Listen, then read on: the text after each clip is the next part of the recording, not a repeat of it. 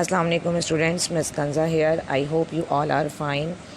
Students of class 7, बेटे हमारा last topic है चैप्टर नंबर 1 दी डाइजेस्टिव सिस्टम का, problems with the digestive system. ये आज हम स्टडी करेंगे। इसके बाद हमारा चैप्टर नंबर 1 एक्सप्लेनेशन कंप्लीट हो जाएगी और कल इंशाल्लाह इसकी वर्किंग भी कंप्लीट हो जाएगी। नेक्स्ट वीक इंशाल्लाह मैं आपका न्यू चैप्टर जो आपका केमिस्ट्री से रिलेटेड है वो स्टार्ट लूँगी। मैं उम्मीद करती हूँ कि मेरे तमाम स्टूडेंट्स ने इस पूरे चैप्टर की एक्सप्लेनेशन को अच्छे से सुना होगा एंड अपनी वर्किंग को भी कंप्लीट कर लिया होगा। अगर इस चैप्टर का कोई भी वर्क आपका इनकम्प्लीट है स्टूडेंट्स तो उसको कंप्लीट कर लीजिए, क्योंकि नेक्स्ट वीक जब हम न्यू चैप्टर स्टार्ट करेंगे तो आपको कोई भी प्रॉब्लम ना हो, इसलिए ठीक है। आज जो आपका टॉपिक है बेटा, इसमें आपको बताया जा रहा है problems with the digestive system. Digestive system के साथ क्या क्या प्रॉब्लम्स होती हैं, या अगर हम इन शॉर्ट इन्हें कहें कि डिज़ीज़, कौन सी बीमारियां जो हमें डाइजेस्टिव सिस्टम के ज़रिए हो जाती हैं, यानी डाइजेस्टिव सिस्टम में हो जाती हैं। हमारे कोई भी प्रॉब्लम आ जाती है जिसकी वजह से हम कहते हैं कि हम बीमार हो गए, तो ये कौन सी डिज़ीज़ होती हैं। First of all, digestive system किस तरह आपका अपसेट होता है, यानी आपका किस तरह ख़राब होता है, या उसमें क्या चीज़ आती है जिसकी वजह से आपको डिज़ीज़ या कोई प्रॉब्लम फेस करनी पड़ती है। Germs get into the digestive system when you eat infected food. Germs enter होते हैं आपके डाइजेस्टिव सिस्टम में जब आप इन्फेक्टेड फूड खाते हैं उससे। This is called food poisoning, ये कहलाती है फूड पॉइजनिंग। सबको पता है खाने के ज़रिए होता है तो फूड पॉइजनिंग कहलाती है।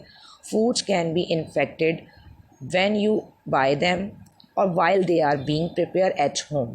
फूड इन्फेक्ट कब होता है? फूड इन्फेक्टेड हो सकता है, ख़राब हो सकता है जब आप उसे ख़रीद रहे हो या आप उसे अपने घर में तैयार कर रहे हो। Not washing the hands before preparing food and after using the toilet. Dirty work surfaces and utensils.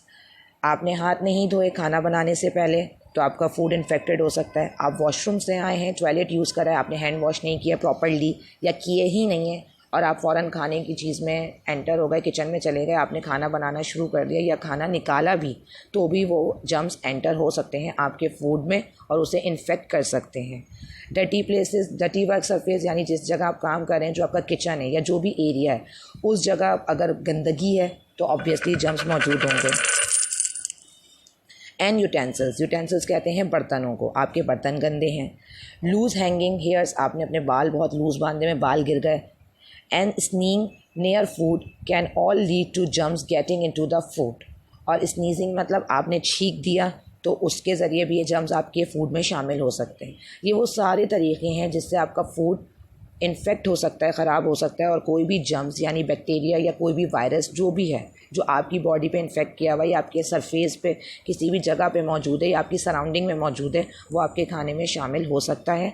और खाने में शामिल होकर वो आपको 3 तरह की डिजीज़ हैं जो आपकी डाइजेस्टिव सिस्टम से रिलेटेड हैं, ये आपकी बॉडी में प्रॉब्लम क्रिएट कर सकता है। Number 1 is indigestion. इनडाइजेशन हम कहते हैं बदहज़मी को। Indigestion is usually caused by eating food too quickly and not chewing it enough. Indigestion जब होती है जब आप खाने को बहुत तेज़ी से खाते हैं या आप इसको सही से चबाते नहीं हैं, तब आप जो आप पूरे पीसेस जल्दी से हलक से उतार रहे होते हैं, उस वजह से भी इंडाइजेशन होती है। The stomach produces extra gastric juice with the result that the stomach contain a lot of acid. जब स्टमक की वॉल्स जो जूस बनाती हैं, मैंने आप सबको बताया था, उसे हम कहते हैं गैस्ट्रिक जूस। और गैस्ट्रिक जूस के अंदर मौजूद होता है एसिड, जिसे हम कहते हैं हाइड्रोक्लोरिक एसिड। जब स्टमक की वॉल आपके उस जल्दी जो खाना आपके पेट में आ रहा है उसको डाइजेस्ट करने के लिए तेज़ी से गैस्ट्रिक जूस बनाएंगी या एक्स्ट्रा गैस्ट्रिक जूस बनाने लग जाएं, तो आपके पेट के अंदर एसिड की तादाद ज़्यादा हो जाती है। आपकी पेट में, आपके स्टमक में एसिड ज़्यादा हो जाता है।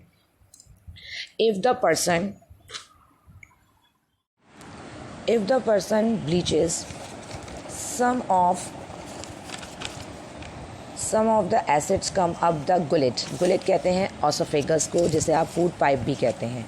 जब ये होता है कि पेन होना शुरू हो जाए या किसी भी बंदे को ब्लीच मतलब यानी कि जलन हो रही है, तो क्या होता है कि एसिड जो है आपके गुलेट यानी आपके ऑसोफेगस में ऊपर की तरफ आता है, स्टमक से ऊपर की तरफ यानी आपके फूड पाइप में आ रहा होता है।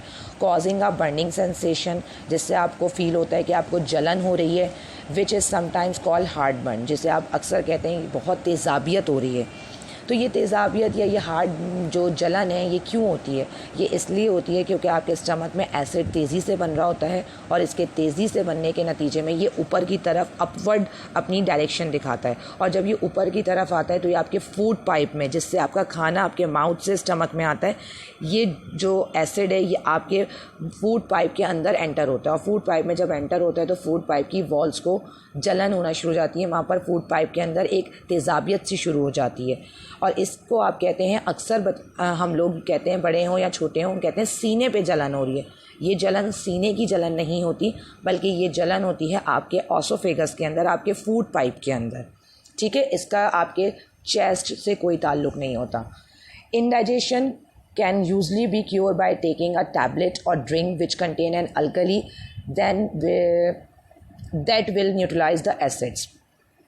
इंडाइजेशन को हम किस तरह कम कर सकते हैं, यानी इस बदहज़मी को, ये जो एसिड हमारा ज़्यादा बन रहा है इसको हम किस तरह कम कर सकते हैं? इसको कम करने का तरीका या तो उसकी टैबलेट्स लीजिए, या जैसे लाइक ड्रिंक आजकल डॉक्टर्स आपको देते हैं, इनो है, राइजिक है, ये टैबलेट्स हैं आपकी जिनके साशे भी आ रहे हैं, जिनको आप पानी में मिला के पीते हैं, तो इनसे आपकी जितनी भी एसिडिटी होती है कम होती है। ऐसी टैबलेट्स आपको दी जाती हैं जिसमें अल्कली हो, क्योंकि अल्कली जो है वो एसिड को न्यूट्रलाइज करती है, एसिड की तेज़ी को कम करती है।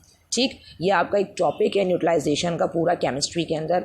जब आप केमिस्ट्री में आएंगे क्लास 9 में या 8 में जब आप आएंगे तब आप इसको पढ़ेंगे। अभी सिर्फ ये समझिए कि अल्कली जो है वो आपके एसिड की, यानी ये जो आपके बॉडी स्टमक में जो तेज़ाब मौजूद है हाइड्रोक्लोरिक एसिड, जब इसकी तेज़ी ज़्यादा हो जाए, ये आपको नुकसान देने लगे, आपको जलन करने लगे, तो आप ऐसी मेडिसिन या ऐसी ड्रिंक लीजिए जिसमें अल्कली मौजूद है, तो वो अल्कली इसकी तेज़ी को कम करती है और आपको रिलैक्स फील करवाती है, आपको रिलीफ देती है पेन से या ये जो जलन होती है इससे। A person who constantly has too much acid in his stomach may get an ulcer. कोई ऐसा बंदा है जिसको कॉन्स्टेंटली यानी कि बहुत टाइम तक ये जो है एसिड की तादाद इसकी स्टमक में ज़्यादा हो रही है, एसिड ज़्यादा बन रहा है, गैस्ट्रिक जूस ज़्यादा बन रहा है, तो एसिड की तादाद, एसिड की जो क्वांटिटी है वो आपके स्टमक में ज़्यादा हो गई है। अगर कोई ऐसा पर्सन है जिसे ये रेगुलर वे पे प्रॉब्लम हो रही है, तो इट्स मीन उसके अंदर डिजीज़ आ जाती है। उस डिजीज़ का नाम है अल्सर। आपने अक्सर इसका नाम सुना होगा, अल्सर। ये होती है इंडाइजेशन से। अगर आप इंडाइजेशन को टाइम पे कंट्रोल नहीं करेंगे तो ये आगे जाके अल्सर की बीमारी बन जाती है।